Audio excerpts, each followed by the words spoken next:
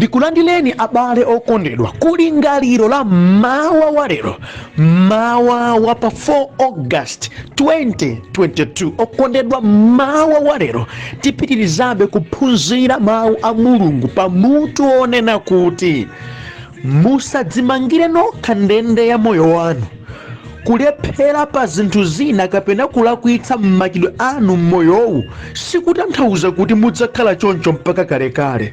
Pamene mwalakwitsa pa zinthu, gonjani, lapani ndi kudzukanso kupita chitsogolo mwa Ambuye. Okondedwa, mawu wa lero ndi phunziro namba 2 limene likuchokera pa Genesis chapter number 19 kuyambira ndime yake ya namba 30 mpaka na 37. Mawu a Mulungu mchichewa cha lero akuti, Loti ndi wana wake awiri aakazi anachoka ku Zowari nakhala ku mapiri chifukwa amachita mantha kukhala ku Zowari. Iye ndi ana ake awiri ankakhala mphanga. Tsiku lina mwana wake wamkazi wamkulu anauza mng'ono wake kuti, abambo wathu ndi wokalamba ndipo palibe mwamuna aliyense pano woti atikwatire ndi kubereka nafe ana monga mwachikhalidwe cha pa dziko lonse lapansi. Tiye tiwamwetse vinyo ndipo tigone nawo. Tikatero mtundu wathu udzakhala pobe. Usiku umenewo analedzeretsa vinyo abambo wawo, ndipo wamkuluyo analowa nagona naye. Abambo awo sanadziwa kanthu pamene mwanayo anagona naye kapena pamene anadzuka. Tsiku lina mwana wa mkazi wa mkulu uja anati kwa mng'ono wake, usiku wathawu ine ndinagona ndi abambo wanga. Tiwaledzeretsenso vinyo usiku uno, ndipo iwe upite ndi kukagona nawo, ndipo mtundu wathu udzakhala pobe. Choncho analedzeretsanso vinyo abambo wawo usiku umenewonso, ndipo mwana wa mkazi wa mng'ono anapita nagona nawo. Abambo wawo sanadziwenso kanthu pamene mwanayo anagona naye kapena pamene anadzuka. Choncho ana onse awiri a Loti aja anatenga pathupi pa abambo wawo. Mwana wa mkazi wamkulu uja anabereka mwana wa mwamuna ndipo anamutcha Mowabu. Iyeyo ndiye kholo la Mowabu wonse. Mwana wa mkazi wamng'ono naye anabereka mwana wa mwamuna ndipo anamutcha iye Beni-Amini. Iyeyu ndiye kholo la Amoni onse. Ameni. Okondedwa, mwa mawu a Mulungu amene tawerengawa titsogozedwa ndi kulingalira konena kuti mtima wosafuna kugonja pa cholakwa chimene udachita kale ndi umene umakuzunza ndi kukuyikira ndende ya maganizo ndi zochitika. Chonsecho mayankho ndi mathandizo ali kale. Mtima wosagonja, mtima waliuma, mtima wosafuna kubwerera ndi kuyambiranso pamene udalakwitsa. Okondedwa, musamachiderere chimenechi. Ndi chimene chimakoza ndende yachikhalire, ndi chimene chimazunza maganizo a anthu, ndi chimene chimakupangitsa iweyo udzivutika, yeti zimene zikadatha kukuthandiza zilipo. Ndikuyankhula ndi wena pano okondedwa amene chifukwa chakukana kukayambiranso, chifukwa chakukana kugonja, chifukwa chakukana kuyambiranso ubale, kunena kwa zoona akuvutika, ndipo chikumbumtima chawo chikuwatsutsa. Adachoka ku banja ali kumudzi, amakula mtima kuti sangathenso kukambirana. Sikuti kumudzi koto akukondwera, ayi, zikuwavuta ndipo alibe mtendere, ali ndi zambiri zovuta ndi zosautsa moyo wawo. Adadzimangira ndende okha chifukwa chakukana kugonjerana. Ndi ambiri okondedwa amene mkutheka adasemphana ndi anzawo, yankho la kusemphanako kunali kugonjerana, koma chifukwa cha makani kamwano okondedwa ndimene ndinene sakuthandizika, sizikuyenda, zidasolobana, koma yeti mathandizo amavuto wawowa aliko. Limene yankho lake ndi kugonjerana nkukambirana. Popeza sizikuchitika izi, akutekedzeka, akuona zosaona mmoyo uno. Pena amadandaula, Yehova wanditaya, pena amalosa chala anthu ena, koma ndiri ndi mawu walero nkhani simeneyo ayi. Chavuta apa ndikamtima kamakani kamawala, mwano, kudzimva, kudziyenereza, kusafuna kugonja, kusafuna kuyambilanso kuwafikitsa pa mlingo umenewo. Masautso wena amene anthu akumana nawo sinkhanza za anthu ena ayi, koma ndi kamtima kosafuna kugonja pa cholakwa chimene adachita kale, kamtima kamakani kamwano, kamtima kosafuna kuyambiranso, kamtima kosafuna kudzichepetsa, kakuwayika m'mavuto, kadawamangira ndende ndi kuyankhula pano akusautsika, alibe mtendere wa mumtima, sizikuyenda monga zidafunika kuti zizichitikira. Oto pang'ono inu zutani zikuchitikani bwanji achimwene chemwali, zikuchitikani bwanji? Musamakuderere kusagonja, kumapanga cost moyo zinthu zochuluka kwambiri zedi, kumaperepetsa moyo, kumazunza moyo. Ndinu mboni mukundimvana, kusagonjelana, kusalapa choipa, kusapanga sobale ndi iwo amene mudasemphana nawo, okonda imene ndinene kumakuika munthu we m'mavuto. Ndi chimodzimodzinso kwa Mulungu, ngati palibe ubale wabwino iweyo ndi Mulungu, usayembekeze kuti zinthu ziyenda monga kudafunikira ayi. Moyo wosagonja umamuyika munthu m'mavuto ndipo umamuzunza kwambiri. Chonsecho mathandizo ali chete. Kodi mukudziwa anthu onse amene adalikana na Yehova namachita moyo wawo kopanda Ambuye amazunzika, Yesu alipo thandizo lawo, amasautsika, Mulungu wawalenga ali khale. Kusautsika kwina sikusoka kwa wanthu koma kuti iwowo wokha kambaka kukula mtima akukumana ndi zosafunika kumana nazo. Nduka basi ndizoona okondedwa tandimvani, kusautsidwa kwina kumene vanthu akukumana nako si chifukwa cha kusowa kwa owathandiza ayi, koma ndi zotsatira za moyo wawo wamwano ndi kukula mtima. Kusautsika kwina kumene vanthu lero lino akukumana nako sikuti owathandiza kulibe ayi, sikuti mayankho kulibe ayi, koma kuti kukula mtima kwawo kukuwapangitsa adziona zimenezo. Monena kuti kusautsidwa kwawo ndi zotsatira za moyo wawo wokula mtima, za moyo wawo wosafuna kugonja, za moyo wawo wamwano. Ndi zimene zikuwapangitsa kuterera. Adakati kuti agonje, adakati kuti ayambirenso, adakati kuti adzichepetse, adakati kuti alekeza kale ndi kuyambanso kwatsopano, sibwezi akuona zotere ayi. Pena mpena pakadakonzedwa chodzisautsira ndikaligwiritsa pa zolakwa zakale, chodzisautsira ndikaligwiritsa kusafuna kulapa, chodzisautsira ndikaligwiritsa ati kukana kuchipa, zikuwapangira cost moyo wotere. Akupitirirabe mu uchimo chifukwa chokana kuyambiranso. Ndikuyankhula ndi wena pano amene mwina adalandira discipline kuchachi wawo, malo mogonja mpamene iwo adangowonjezera kuchimwako. Mwina idali nkhani ya chigololo, idali nkhani yake chibwezi, adangowonjeza pano pandi akungokwatira, angolowa chiwewe lero, angolowa chiwewe. Akondedwa ali mavuto ambiri, sadafunika akhale mu zotere, koma zotsatira zaka moyo kawo kamwano ndi zimene zikuwapangitsa izi. Nkutheka amadzudzulidwako ndi wena, malomo kuti agonja dangonja nyala ntchito mpaka na kuyisiya, ine sindimanyengerera bwana ndazitaya, panopa akungokanda alibe kena kalikonse moyo. Ukawafunsa chimwene bwajaji mabwana tsankhazazi masomo wa mangolo zanthu ena chala, koma chilungamo chanke okondedwa ndi iwo magani kusafuna kuyambiranso pakulakwa kwawo.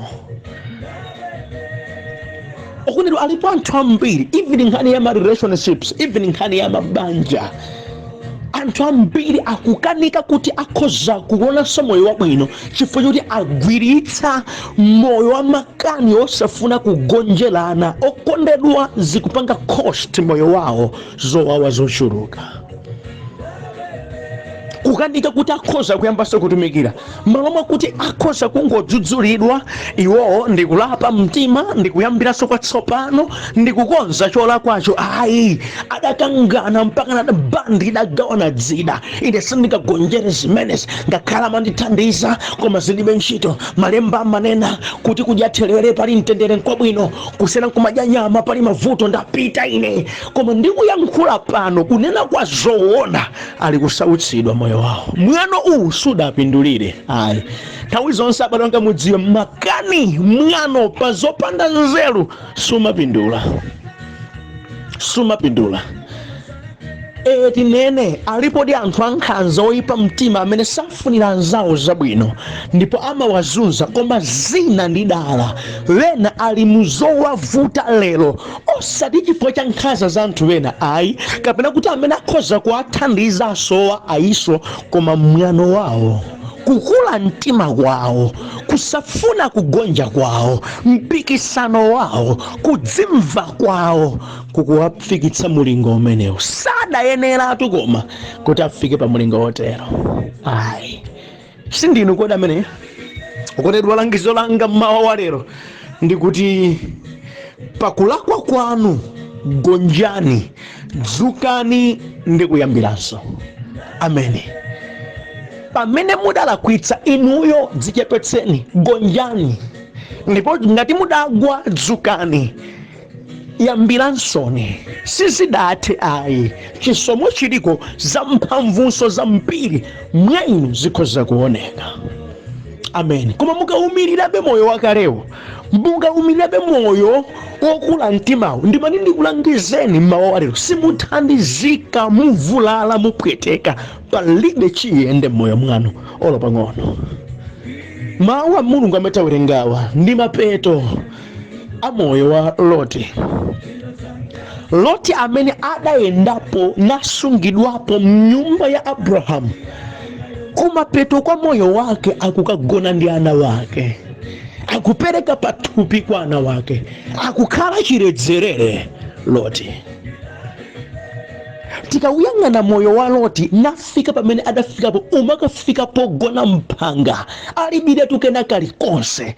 Sadafunika Loti, monga mmene adayambira, sadafunika kuti mathelo ake akhala amenewa. Ayi, koma kukula mtima, mawala, makani, kusafuna kugonja omuthandiza Abrahamu alipo, ndukuzani adakafika pa mulingo umenewo. Pakutsata moyo wa Loti tipeza kuti Loti adayenda limodzi ndi Abrahamu pamene Mulungu adamuyitana Abrahamu pa Genesis chapter number 12. Mulungu akumuwuza Abrahamu, choka pakati pa abale wako, udzapita kumene ine ndidzakuonetsa ndipo ndidzakudalitsa iwe. Pakuchoka Abrahamu akumtenganso Loti, mwana wa m'bale wake, kumulerako mnyumba ngati mwana wa masiye, na amayenda naye. Loti amadziwa kuti Mulungu amayankhula ndi Abrahamu. Loti amaphunzira mawu a Mulungu. Loti adayika nawo chikhulupiriro pa Yehova. Ndipo Abrahamu anali ndi chuma cha mpiri. Okondedwa, idafikapo nthawi imene Lotiso adamba kukhala ndi zake, alibe banja, ndikumafika poti ali ndi katundu ambiri. Monga Yehova amadalitsa Abrahamu, Yehovanso adamba kudalitsa Loti. Mpaka na Bible limati malo amene amakhalapo chifukwa cha kuchuluka kwa katundu wawo, kudapeza kuti antchito a Loti ayamba kukangana ndi antchito Abrahamu, kumalimbirana msipu, kumalimbirana zitsime zoti azimwetsako zoweta zawo. Pamenepo pamene Loti adaonetsera kukula mtima, akuti zikutheka bwanji kuti anthu anu akundikhomerera polinso ndi ndizanga. Ayamba kuganiza maola kuti ayiwala kunena kuti ulendo usi wawo iwo ngongotengedwa. Okondedwa, mzwanya Abrahamu akuti mphanga tisakangane. Monga mmene ukuyankhula mukuonetsa kuti wapanga kale chiganizo chakufuna kusiyana nane. Ine tu ulendo wanga ndimayenda ndi Yehova amene akundionetsa kumene ndikakhala. Ngati iwe ukufuna bwanji tisiyane, anthu fedife pachibale. Lord akutizona tisiyane. Wayiwala kuti no chimene iye amapeza chimachokera kwa Abrahamu. Akutisankha Loti likusankha kufupi ndi ku Sodomu ndi Gomora. Apita kumene kuja Abrahamu adapita ndi ulendo wake. Kumene kuja adakalowa pakatikati pa anthu oyipa. Ayamba kusokonekera Loti. Ukwatira mpaka kubereka bana pakatikati pa anthu oyipa. Inde amakhala mwakachikhulupirirobe monga adaphunzirira, komabe adali pakatikati pa anthu oyipa.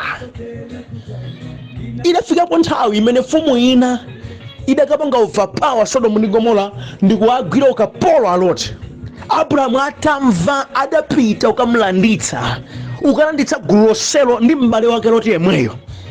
Loti sadabwerere kwa Abrahamu, sadabwerere. Kukula mtima kudziwa ndi kuvutika atune pa ichichi anatigwira ukapolo ife, ndiye kuti dera limene ndikukhalali ndi dera loti palibe chitetezo, kulibe mphamvu. Chipanda Abrahamu kubwera kudzatithandiza ife timakhala akapolo. Now that Abrahamu watipulumutsa, malo mone kuti bwanji yokondedwa ndibwererenso, ndikuona kuti malo amene ndilili si malo amtendere, bwanji mundilole ndikakhale nanu limodzi. Sadapempheko, sadagonje, sadadzichepetse Loti olopang'ono. Abrahamu adabwerera, Lotinso kubwereranso ku Sodomu. Mulungu atakwiya tsopano ndi zoyipa zimene zimachitika ku Sodomu ndi Gomora, akuti ineyo ndiwononga. Nda Abrahamu omwe aja adayamba kumpempherera Loti kuti Ambuye ampulumutse. Kumwamba kudamva pamene Mulungu amatentha ndi moto Sodomu ndi Gomora, adalola kuti Loti ndi banja lake lichoke. Adapita ndi katundu Loti, koma adabwerako opanda kanthu. Lamulo lidadonena kuti musachewuke pamene moto ukhala ukutsika kuononga Sodomu ndi Gomora. Nanu akazi ake a Loti adachewuka nasanduka chulu cha mchere. Loti angokhala ndi ana awo aja tsopano.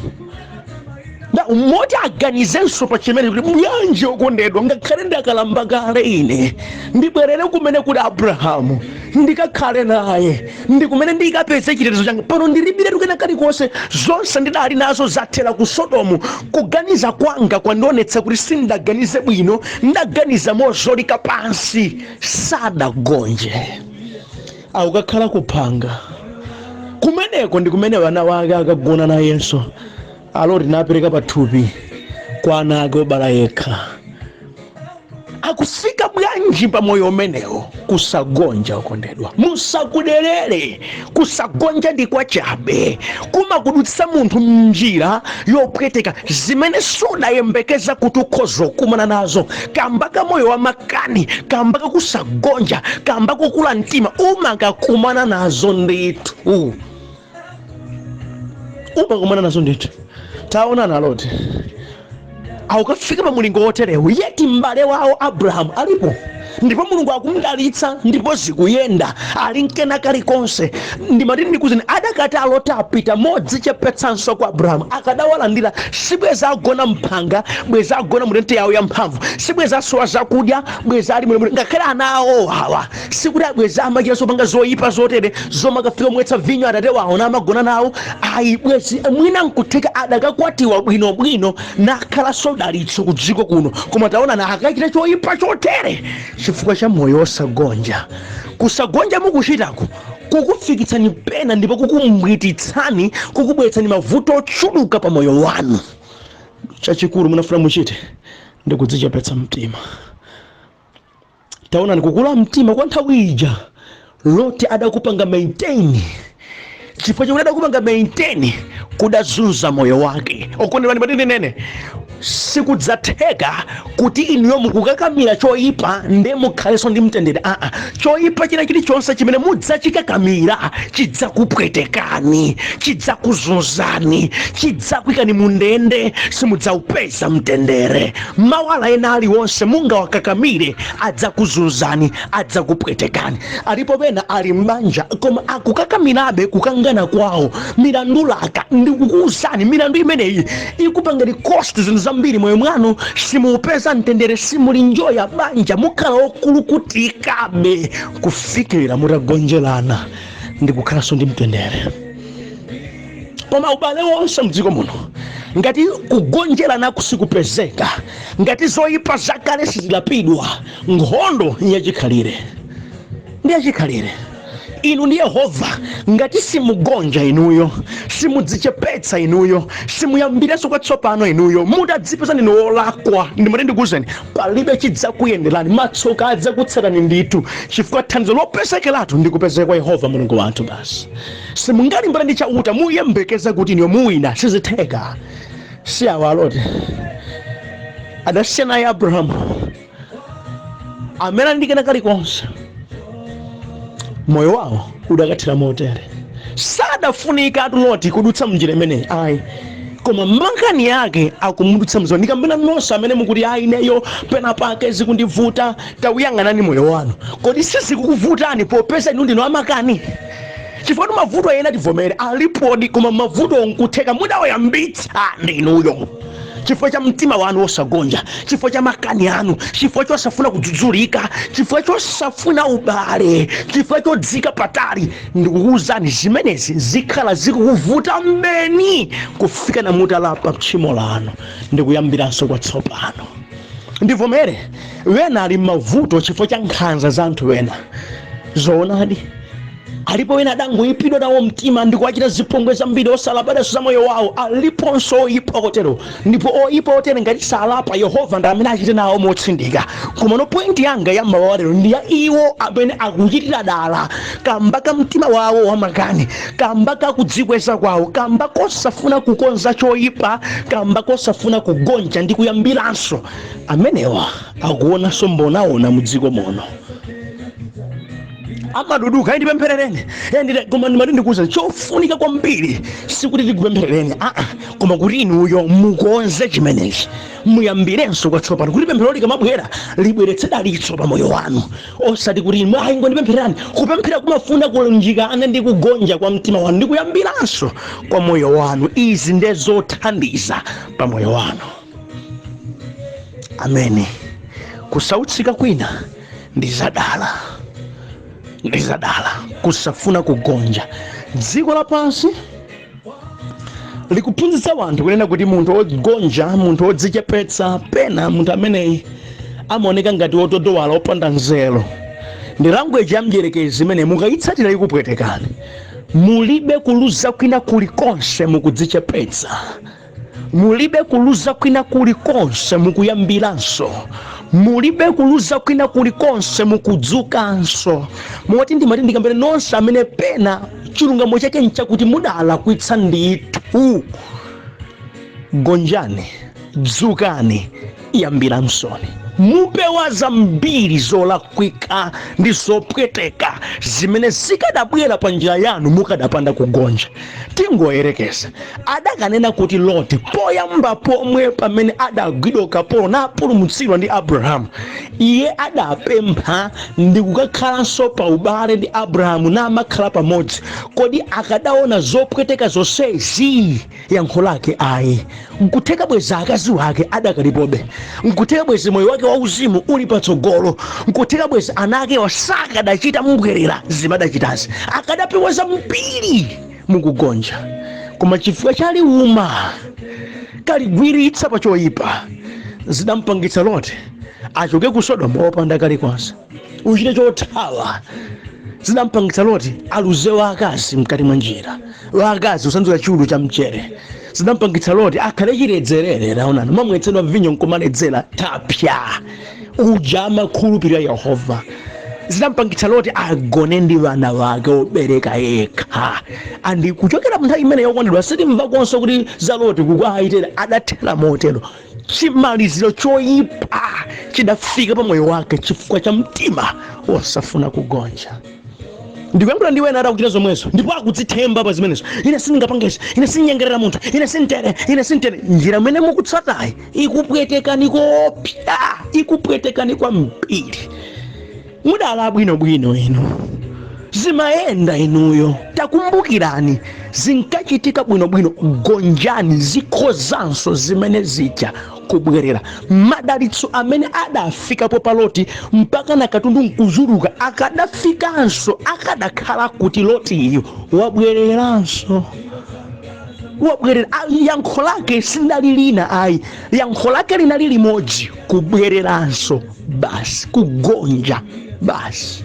inunso ndi chimodzimodzi mukakoza zolakwa zanu ndi abale wanu, kukoza zolakwa zanu ndi Yehova, mukabwereranso pamaso pa Mulungu, mukabwereranso nkuyanjananso ndi Atate, zikuthandizani kwambiri moyo wanu ukhala wapaderadera. Madalitso akale aja akhoza kubwereranso, chisomo chikhoza kuyamba kuno, mphamvu zija zikhoza kubwereranso. Yankho lake bwererani. Ndikuyankhula ndi wena pano adanyanyala kuti chisamapita, adalekera adayamba utumiki, adalekanso panopa kudzipereka kwawo pa nkhani za uzimu nkochepa kwambiri. Ayi, musatero, bwererani. Chifukwa ngati simubwerera, ndikumaliza abale wanga, simutha bwino. Ameni, simutha bwino. Mukhala mundende ndipo mukulukutika, mayankho alipo kale, ndipo lisikhala vuto la Mulungu likhala vuto lanu, ndipo ndinene moonenetsa mtima, mathedwe anu sakhala bwino. Ayi, mudzatha moyaluka, momvetsa chisoni, mwauchimo, mwamatemberero, monga mmene Loti adathera. Chimene chichidzikanso pa mtima panu kuti mathero a moyo wanga ndi njira imene ndatsatayi zikhale zotani. Ndikudandaulireni abale okondedwa kuti bwanji mubwerere. Mukabwerera mathero a moyo wanu akhala opambana, zokoma ndi zakuyanja zidzakutsatani, chifukwa zimatsata odzichepetsa ndi opereka moyo wawo kwa Ambuye. Kukula mtima kwa Loti kudampangitsa kuti mathero ake akhale ngakhale ndi ana amatemberero otere. Zokoma kodi izi?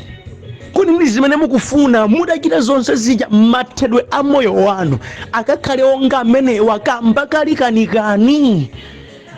Bwanji mulingalirenso mawu alero pano mumvera uthenga umenewo, kudzikukuta pa chifuwa ndi kunena mawu, Ambuye ndabwerera, ndalakwadi zoona, sindakhoze, njira ndinatsata si yabwino, mukuyankhula ndi moyo wanga Ambuye, ndagonja, ndikuyambiranso kwatsopano. Ndi Mulungu wabwino amene amakonda ana wake, akukhululukirani, muyambiranso, akudalitsani, ndipo moyo wanu ukhala wopambana. Ambuye akudalitseni kwambiri pamene mupanga chiganizo chakuyanjananso ndi Ambuye mopambana, ndikufunafuna kuyenda naye, ndikumagonja mnyengo zonse kuti musadzathe monga Loti adathera. Chisomo kwa inu, madalitso kwa inu. Amen.